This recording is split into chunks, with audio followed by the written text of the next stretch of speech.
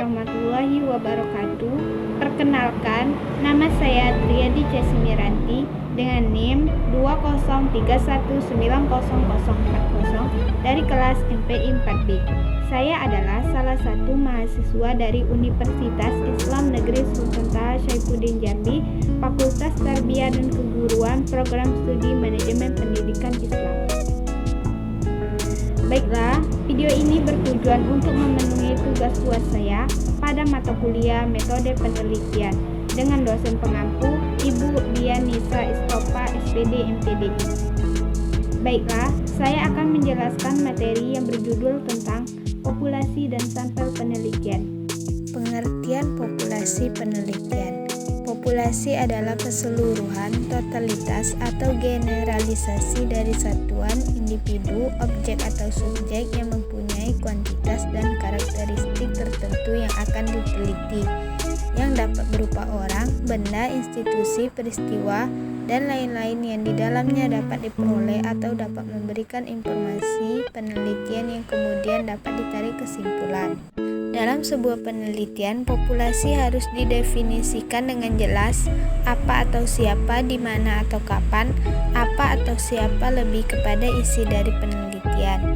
Sedangkan di mana diartikan sebagai luasan penelitian dan kapan dimaksudkan sebagai waktu.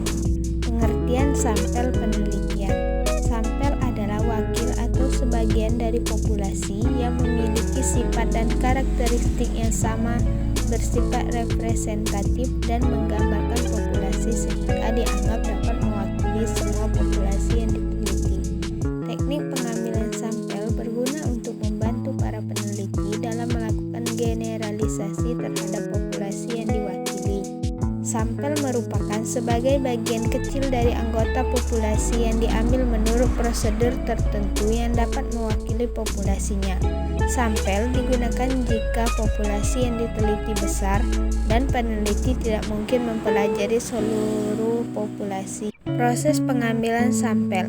Proses pengambilan sampel berguna untuk membantu para peneliti dalam melakukan generalisasi terhadap populasi yang diwakili sehingga sampel didefinisikan sebagai bahan bagian dari populasi dari mana data diambil secara langsung. Generalisasi ialah penarikan kesimpulan dari suatu hal yang jumlah elemennya lebih sedikit sampel ke suatu hal yang jumlah elemennya lebih banyak atau lebih luas populasi. Menurut Handayani tahun 2020, terdapat 3 tahap yang harus dilalui dalam proses pengambilan sampel, yaitu sebagai berikut. Yang pertama yaitu definisikan populasi sasaran. Populasi sasaran adalah kumpulan atau elemen yang memiliki informasi penelitian. Yang kedua yaitu tentukan bingkai sampel. Sampel frame atau bingkai sampel merupakan wakil dari kumpulan atau elemen populasi sasaran. Yang ketiga yaitu tentukan jumlah sampel, merupakan elemen yang akan dimasukkan dalam sampel. Teknik pengambilan sampel.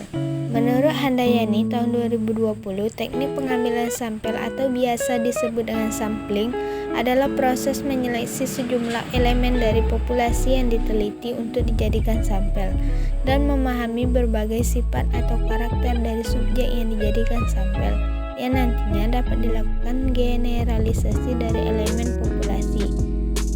Adapun teknik pengambilan sampel itu terbagi menjadi 2 macam, yaitu probability sampling dan non-probability sampling. Yang pertama yaitu teknik probability sampling atau teknik sampling secara probabilitas. Menurut Kunjojo tahun 2009, teknik sampling probabilitas atau random sampling merupakan teknik sampling yang dilakukan dengan memberikan peluang atau kesempatan kepada seluruh anggota populasi untuk menjadi sampel. Dengan demikian, sampel yang diperolehkan merupakan sampel yang representatif. Adapun jenis-jenis teknik sampling secara probabilitas adalah sebagai berikut. Yang pertama, teknik sampling random sederhana atau simple random sampling. Yang kedua, sampling sistematik atau systematic sampling. Yang ketiga, sampling secara rambang proporsional atau proportionate stratified random sampling. Yang keempat, sampling secara cluster atau cluster sampling. Yang kedua yaitu teknik sampling secara non-probabilitas atau non-probabilities sampling.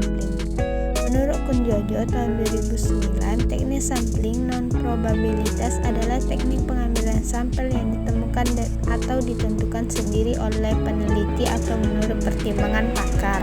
Sampling ini adalah teknik yang tidak memberikan peluang atau kesempatan sama bagi setiap unsur atau anggota populasi untuk dipilih menjadi sampel. Adapun jenis-jenis teknik sampling secara non-probabilitas adalah sebagai berikut. Yang pertama, sampling sistematis. Yang kedua, sampling kuota. Yang ketiga, sampling aksidental. Yang keempat, purposive sampling. Yang kelima, sampling jenuh. Dan yang keenam, sampling snowball. Menurut Priyono tahun 2016, terdapat beberapa hal yang mempengaruhi berapa besar sampel harus diambil, yaitu sebagai berikut. Yang pertama, heterogenitas dari populasi. Yang kedua, jumlah variabel yang digunakan. Dan yang ketiga, teknik penarikan sampel yang digunakan. Hanya itulah yang dapat saya jelaskan dari materi populasi dan sampel penelitian.